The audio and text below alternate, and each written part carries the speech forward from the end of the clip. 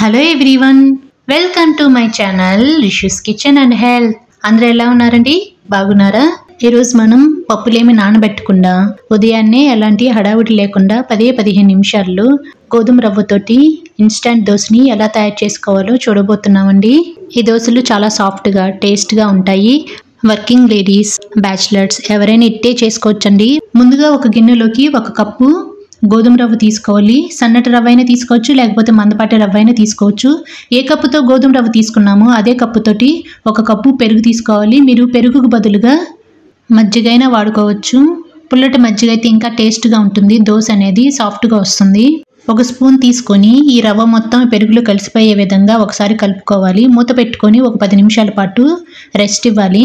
10 నిమిషాల తర్వాత గోధుమ రవ్వ మొత్తం ఈ పెరుగుని ఇలా పీల్చుకుంటుంది. ఇలా పీల్చుకున్న తర్వాత ఒక మిక్సీ జార్లోకి గోధుమ రవ్వను వేసుకొని మనం ఏ కప్పుతో గోధుమ రవ్వ తీసుకున్నామో అదే కప్పుతోటి 1 కప్పు నీళ్లు పోసుకొని రవ్వ మొత్తం నీళ్ళలో కలిసిపోయే విధంగా మరొకసారి కలుపుకొని మెత్తని బ్యాటర్ లాగా మిక్సీ పట్టుకోవాలండి.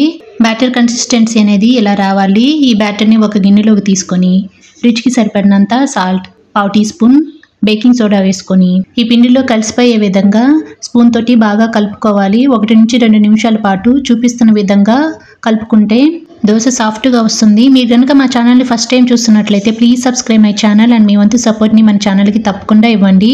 దీంట్లోకి 1 teaspoon red chilli flakes, 1/2 teaspoon oregano వేసుకొని ఈ పిండిలో కలిసిపోయే విధంగా ఒకసారి కలుపుకోండి.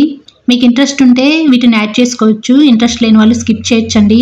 పిండి కన్సిస్టెన్సీ అనేది ఈ విధంగా ఉండాలి. స్టవ్ వెలిగించుకొని దోశ పెనం పెట్టుకొని దోశ పెనం వేడెక్కిన తర్వాత మంటని మీడియంలో పెట్టుకొని 2 గరిటెల పిండి అయితే తీసుకొని ఇలా దోశలా స్ప్రెడ్ చేసుకోవాలి. మీకు ఇంట్రెస్ట్ ఉంటే పలుచగానే వేసుకోవచ్చు. నేను సెట్ దోశలా వేస్తున్నా, అంటే కొంచెం మందంగా వేస్తున్నాను. మీరు పలుచగా వేసుకోవాలంటే వేసుకోవచ్చు.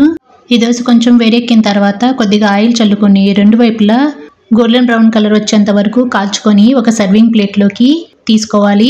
ఇదే విధంగా మిగతా దోశలన్నీ వేసుకొని సర్వ్ చేసుకుంటే మనకి ఇన్స్టంట్ వీట్ దోశ రెడీ అయినట్లే. దీన్ని టమాటో చట్నీతో కానీ మీకు నచ్చిన ఏదైనా చట్నీతో కానీ సర్వ్ చేసుకుంటే బాగుంటుంది.